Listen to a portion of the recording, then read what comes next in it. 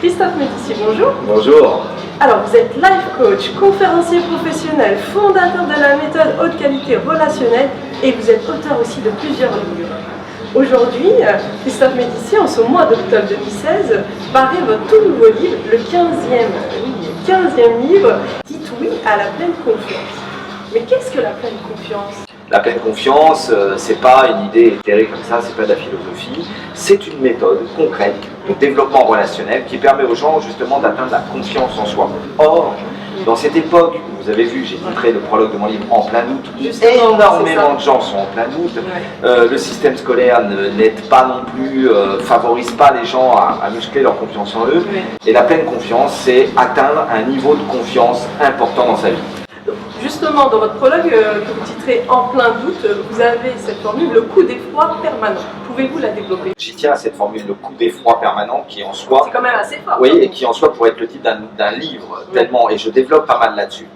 Je vous dis, le coup d'effroi permanent, pourquoi ? Il faut être clair. Vous avez vu l'époque dans laquelle on vit, nous sommes en état d'urgence, on vit des attentats tous les mois, tous les 2 mois, il y a eu cet été, ça a été l'été meurtrier, excusez-moi de vous le dire. Donc à la fois sur un plan micro-relationnel, énormément de gens sont en souffrance parce qu'ils doutent d'eux-mêmes, on leur dit c'est la crise, c'est la crise, c'est la crise, ils ont été à un système éducatif qui est complètement sadomaso, c'est la vérité. C'est pour ça que mon école s'appelle aussi l'école de la pleine confiance, qui prend complètement l'inverse du système scolaire pédagogique classique français et donne des outils concrets aux gens, d'enfants à ados. Alors pourquoi le coup d'effroi permanent ? Eh bien parce que Mitterrand avait écrit le coup d'état permanent en 1965, et bien moi en 2016 aux éditions d'Angle, je dis il y a un coup d'effroi permanent, les gens vivent dans l'effroi tous les jours. Vous avez vu quand même aux dernières nouvelles, on fait faire des simulations aux enfants dans les écoles pour savoir, on nous aurait dit ça il y a 15 ans, qu'on allait faire des simulations aux enfants pour savoir si un jour il y a un terroriste de Daesh qui va arriver dans la classe. Non mais tout ça c'est quand même assez terrifiant. Comment voulez-vous atteindre la pleine confiance ? Et quand vous parlez de conditionnement, les médias, et pourtant j'en suis, les médias favorisent ça avec une litanie continuelle au JT continuellement, de ce qui va mal, de ce qui se passe mal. Voilà, c'est ça un peu le coup d'effroi permanent. Christophe, pouvez-vous nous donner des outils concrets pour atteindre la pleine confiance dans sa vie ? Le livre transmet ce que j'appelle des ORCO, des outils relationnels de confiance. Il y en a des centaines. Et il y en a beaucoup qui permettent à chaque jour à un individu d'atteindre cette pleine confiance. J'insiste, vous savez qu'énormément de gens sont inscrits sur mon blog. Et sur mon blog, ils avaient déjà téléchargé le guide de la pleine confiance. Mais je me suis rendu compte de quoi ? Qu'il fallait l'exercice pratique. Et c'est ça le livre. Et je dis à tous les gens qui ont pris le guide sur mon blog de regarder sur ce livre-là. Pourquoi j'ai appelé ça « Dites oui à la pleine confiance » là ? Parce que les gens jouent au jeu du mi-oui, mi-non. J'ai pas dit ni oui, j'ai dit mi-oui, mi-non. Ils pensent qu'ils disent oui, mais dans leur croyance inconsciente, il y a des programmations invalidantes, défectueuses, qui font que si on ne leur transforme pas ces outils relationnels de confiance, ils n'atteindront pas la pleine confiance. Et deuxièmement, ça c'est très important, dans mon livre, il y a ce que j'appelle les 7 accords ROC, c'est un jeu de mots, mais c'est relation optimale de confiance. Et un de ces 7 accords ROC, c'est justement, pour vous donner un exemple concret, pratiquer l'optimisme au quotidien. Et pas un optimisme béat, un optimisme réaliste. Je dis ça parce qu'en France, être pessimiste ça fait sérieux, être optimiste ça fait complètement idéaliste. Et n'importe quoi, on peut monter pour être sérieux et optimiste. Christophe, qu'est-ce que le défi des 101 jours ? J'ai souhaité que les stagiaires et les lecteurs, j'espère qu'ils sont très nombreux, aient un défi à relever. Pourquoi ? Parce que d'abord, c'est quelque chose de très important pour la santé psychique. On sait très bien qu'un être humain a besoin de se fixer des défis ou se fixer des challenges. Et là, le défi des 101 jours, c'est qu'ils ont 101 jours au sein du livre, et le nombre 101 est important. Je n'ai pas dit le défi des 100 jours, justement. C'est le défi des 101 jours. C'est un chiffre symbolique très fort, 101, qui est dans la nuit des temps. Le 1, le 0 et le 1 forment une arche, les arcs de triomphe sont en 101. Enfin, pendant 101 jours, le 101 c'est très important, énergétiquement parlant. Et pendant 101 jours, du réveil jusqu'au soir, ils vont avoir des rituels et des outils relationnels de confiance à pratiquer. Vous savez quoi ? Pour la santé mentale, et vous avez déjà fait une dame comme moi, et tous les gens humains qui réussissent des choses dans la vie sont des gens qui se fixent des défis, qui les atteignent, Et en plus, c'est très bon pour la confiance et pour atteindre la pleine confiance. Pourquoi? Parce que tu te fixes un défi, que tu l'atteins, que ce soit un diplôme, que ce soit un métier, que ce soit n'importe quoi, tu es fier de toi. Bien sûr. Et donc, le défi des 101 jours est consubstantiel de ce nouveau livre chez Dan. Alors, en quoi ce livre peut nous aider à vivre la vie de nos rêves? Le but d'une vie, pour moi, Inda, c'est de transformer ses rêves en réalité. Or, tous les coachs américains le disent, ils sont très en avance là-dessus, 95% des gens ne vivent pas la vie de leur rêve. C'est vrai. Ils sont à côté de la vie de leur rêve. Pour X raisons, ils avaient de C'est pas grands le rêves. conditionnement ou quoi?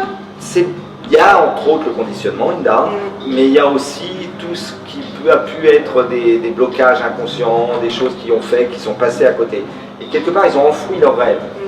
Et moi j'aime beaucoup cette phrase de Saint-Exupéry, fais de ta vie un rêve et de ton rêve une réalité. Ouais. Pourquoi? Parce que c'est ça, c'est de transformer ses rêves en réalité. Le problème c'est que moi je voudrais que ce soit plus que 5%. Et l'idée de l'école de la pleine confiance et de ce livre, c'est que les gens viennent faire les stages à l'école de la pleine confiance pour justement transformer leurs rêves en réalité. C'est possible, puisque 5% des gens le font. Pour ça, on a besoin d'au minimum deux choses, Inda. On a besoin d'un accompagnement. C'est pour ça que je suis coach de vie, life coach, et d'une méthode. Et la méthode qui permet ça, qui est transmise dans ce livre, c'est la haute qualité relationnelle. Je dirais que la HQR est le navire amiral, hein, c'est le porte-avions, et que la pleine confiance est un des mirages qui est sur le porte-avions de la HQR. Mais c'est protégé aussi maintenant par moi à l'INPI, la pleine confiance, comme la haute qualité relationnelle.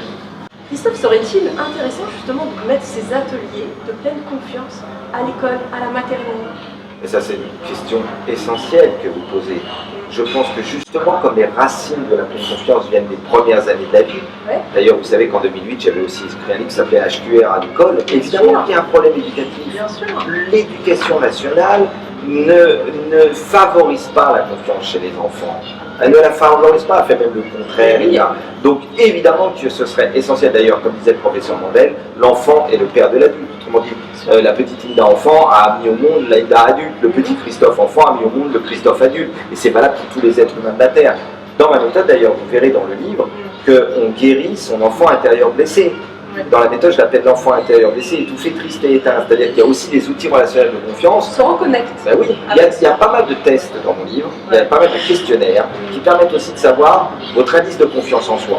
On ne se réveille pas tous les matins en se demandant, en se disant où j'en suis. Par contre, on ressent quand on est en baisse de confiance en soi. Et ce qui est intéressant, c'est d'évaluer sa confiance en soi. Pour qu'après, d'ailleurs, vous verrez, il y a un très beau livre, un très beau schéma, je suis assez fier, qui s'appelle le baromètre pleine confiance, qui est comme un baromètre. On voit à quel niveau du baromètre on est de la pleine confiance. Donc c'est vraiment une question fondamentale que vous posez là, et j'ai envie de dire que oui, le problème c'est que bien, on n'est pas invité à l'éducation. Il faudrait le proposer. On le propose, ouais, on insiste, et on a de grands barrages. Une des parties de votre ouvrage traite de la pleine confiance et de la loi de l'attraction. Pouvez-vous nous en dire un peu plus sur ces... Oui, c'est vrai que la loi d'attraction, c'est très à la mode. Hein, on entend parler partout. Moi-même, je suis passionné par la loi d'attraction depuis 2007-2008, quand le film a été sorti. Mais j'ai aussi interviewé un grand coach américain qui s'appelle Brian Tracy, qui a reçu la réalisatrice dans ses cours. Et il est assez mécontent comme moi, parce qu'il y a une seule chose que disent pas les fondateurs de la loi d'attraction, c'est qu'il faut aussi faire un travail sur soi. D'où le fait que mon livre chez Dan est un self-help book, comme on dit de l'autre côté de l'Atlantique, c'est un livre pour s'aider soi-même, et que la loi d'attraction tout seul, c'est nécessaire, mais ce n'est pas suffisant. Il faut faire un grand travail sur soi, de développement personnel, de développement relationnel, bref. Et c'est à ça que servent les outils relationnels de confiance de mon livre. Parce que la loi d'attraction tout seul n'est pas important. Par contre, je pense que c'est nécessaire. Et c'est vrai que ça aide énormément. Dernière question, Christophe. Êtes-vous optimiste pour l'avenir de l'humanité? Ça, c'est la grande question. Nous sommes en 2016, en ce début du 21e siècle, Inda. Il y a quand même beaucoup de nuages noirs qui s'amoncellent au-dessus de nos têtes depuis une poignée de mois et d'années. Donc je suis optimiste pour les petits groupes et en face à face, en individuel. Sur le plan macro, sur le plan, j'ai envie de dire, quand il s'agit de plusieurs millions de personnes, quand il s'agit même de l'humanité entière, là, j'aimais plus de bémol, Inda. Parce que je me demande si on n'arrive pas presque à un choc des civilisations, s'il n'y a pas des guerres qui sont là déjà. Regardez ce qui se passe en Syrie, regardez tout ce qui se passe. Et moi, ma méthode est une voie gandhienne. Je pense que la seule chose qui peut révolutionner les relations humaines, c'est la haute qualité relationnelle. C'est ma mission de vie, c'est mon combat. jusqu'à ma mort, je la transmettrai par mes livres, par mes conférences, par mes formations, parce que tout part de la communication inter et intrapersonnelle.